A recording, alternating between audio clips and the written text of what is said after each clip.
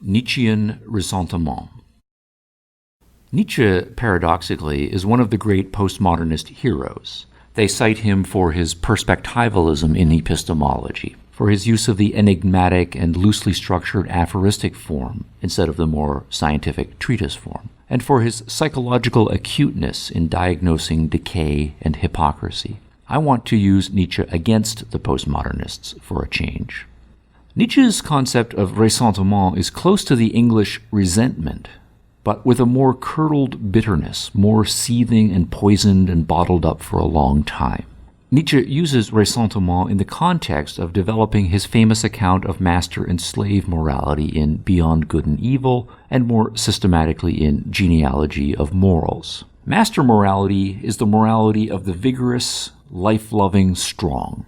It is the morality of those who love adventure, who delight in creativity and in their own sense of purposefulness and assertiveness.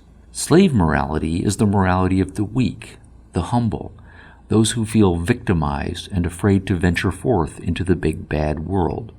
Weaklings are chronically passive, mostly because they're afraid of the strong. As a result, the weak feel frustrated. They cannot get what they want out of life. They become envious of the strong. And they also secretly start to hate themselves for being so cowardly and weak. But no one can live thinking he or she is hateful. And so the weak invent a rationalization that tells them that they are the good and the moral because they are weak, humble, and passive. Patience is a virtue, they say, and so is humility, and so is obedience, and so is being on the side of the weak and the downtrodden. And of course, the opposites of those things are evil. Aggressiveness is evil, and so is pride, and so is independence, and so is being physically and materially successful. But of course, it's a rationalization, and a smart weakling is never quite going to convince himself of it. That will do damage inside. Meanwhile, the strong will be laughing at him, and that will do damage inside.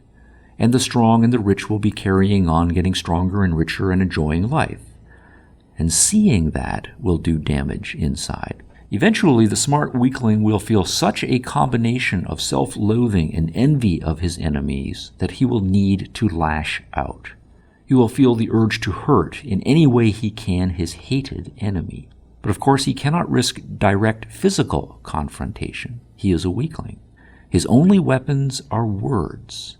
And so, Nietzsche argued, the weakling becomes extremely clever with words. In our time, the world created by the Enlightenment is strong, active, and exuberant.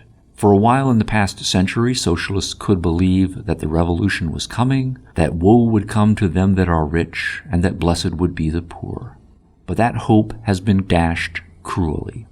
Capitalism now seems like a case of twice two makes four, and like Dostoevsky's Underground Man, it is easy to see that the most intelligent socialists would just hate that fact. Socialism is the historical loser, and if socialists know that, they will hate that fact, they will hate the winners for having won, and they will hate themselves for having picked the losing side. Hate, as a chronic condition, leads to the urge to destroy. Yet political failure is too limited as an explanation for the range of nihilistic themes found in postmodernism. Postmodern thinkers hold that not just politics has failed, everything has failed. Being, as Hegel and Heidegger taught us, really has come to nothing. Postmodernism, then, in its most extreme forms, is about driving that point home and making the nothing reign. Clearly, I am flirting with ad hominem here, so I will let the postmodernists speak for themselves.